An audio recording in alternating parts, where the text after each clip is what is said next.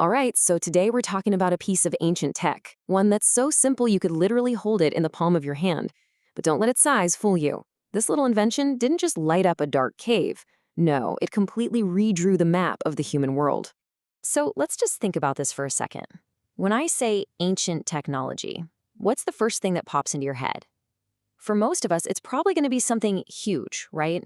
Like the pyramids or these massive statues, giant bronze gates, stuff that was built to just wow you. But here's the twist. What if one of the most game-changing inventions in all of human history wasn't big at all? What if it was, well, kind of small and unassuming? Something that honestly just looks like a weird little hollowed-out rock. This is the story of how our ancestors got their hands on their first real superpower, complete and total control over the dark. Right, so what is this genius little rock? I mean, what makes it so special anyway? Okay, on the surface, it is about as simple as it gets. I mean, you've got a container, right? Usually a stone with a little depression, maybe carved out, or maybe it was just there naturally.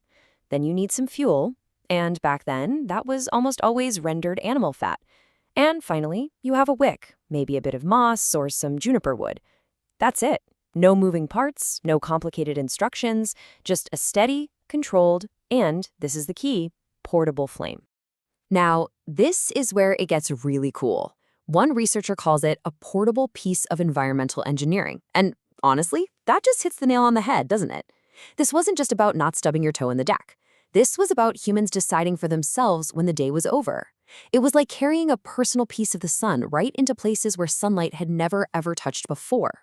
Okay, let's switch gears a bit, because to really get why this little lamp was such a big deal, you have to understand the problem it was solving. You have to imagine the world it was born into, a world that was basically ruled by the tyranny of darkness. For our Paleolithic ancestors, when the sun went down, that wasn't just a suggestion to wind down, it was a hard stop. The world literally just shrank. Any kind of detailed toolmaking, done for the day. Social life, well, that meant huddling around one single fire. And safety, that became a whole different ballgame. And think about entire landscapes, those deep, winding caves, they were just off limits. Darkness wasn't just an inconvenience, it was the literal edge of the known world. And that brings us to the solution. And it turns out, conquering the dark wasn't about finding one single magic bullet. Nope, it was about developing an entire prehistoric lighting toolkit. And this chart, it shows that toolkit in action perfectly. Thanks to modern experiments, we know that ancient people had different tools for different jobs, right? A torch is great if you're on the move, exploring a new passage. But man, it is smoky and it burns out fast. The main fireplace, the hearth, well, that's the heart of the camp for sure, but you can't exactly pick it up and take it with you. But the stone grease lamp? That was the specialist. It was the tool for long, stationary tasks where you needed steady, reliable light for hours and hours. So the big takeaway here is that this is way more sophisticated than it looks. This is not just man discovers fire. This is a group of engineers looking at a problem and choosing the right piece of tech for the job. It's flexible, it's totally strategic, and it shows they had a really deep understanding of their world. Okay, so this all sounds great. It's a fantastic story.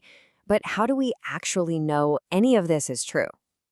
Well, that brings us to the really cool modern science behind it all, the archaeological detective work. I mean, it's a totally fair question, right? You're an archaeologist. You find this little bowl-shaped rock in a cave. How on earth can you be sure it was a lamp? Why wasn't it just a cup, or maybe a bowl for grinding pigments, or just a random rock that happened to have a dip in it? Well, the answer is you follow the clues. Archaeologists have this really strict, multi-step investigation they follow. They're looking for the microscopic leftovers of soot and burned fats. They're searching for these telltale heat marks on the stone itself. There's this distinct reddening called rubefaction. And then, to top it all off, they do their own experiments to see if they can create the exact same signatures. It's a full-on forensic process. Yeah, there's a quote from one of the sources that I just love because it absolutely nails it. It says, "Archaeology is basically detective work with fewer dramatic sunglasses and more microscopy." And that's exactly what it is. It's forensic science, piecing together this ancient story from the tiniest, toughest little clues that got left behind. And the modern toolkit these detectives use, it is seriously impressive. We're talking about chemical analysis that can tell you the exact type of animal fat they used for fuel. We're talking about electron microscopes that can look at a single particle of soot and tell you what the wick was made of. And they even have 3D software now that can build a model to show you exactly how the light from one of these tiny lamps would have flickered across a dark cave wall. It's amazing. So, all of this incredible science, all this detective work, it all brings us to the grand finale. It lets us finally answer the biggest question of all. What was the real, world-changing impact of this quiet little invention? And the impact was, well, there's no other word for it, revolutionary. It's a complete before and after story. Before portable light, the day ended when the sun went down. After, the day is extended. Before, deep caves were just no-go zones. After, whole new worlds were opened up for exploration, for rituals, for creation. Before, art was chained to the sunlight. After, art could be created absolutely anywhere. Which, of course, leads to a massive question. We all know that some of humanity's most jaw-dropping artistic achievements are hidden away deep inside these caves. So just how critical was this little humble lamp in actually making that art possible? The answer to that question, maybe, can be found in a single startling number: over 100. That's how many stone lamps archaeologists have found in the legendary Lascaux cave system alone. Think about that. Not one or two, over 100. This wasn't a fluke. This was an organized operation. It proves that lighting up those deep, dark galleries wasn't an afterthought. It was a planned, essential part of the whole artistic process. This little lamp was the enabling technology. It's what made the masterpieces of Lascaux possible. And this invention, it was eventually perfected, refined into things that were beautiful in their own right, like the famous La Mouve lamp, just this perfectly made sandstone lamp with an image of an ibex carved right into it. And maybe that's the perfect way to think about the stone lamp. It's an invention that it whispers instead of shouts. You know?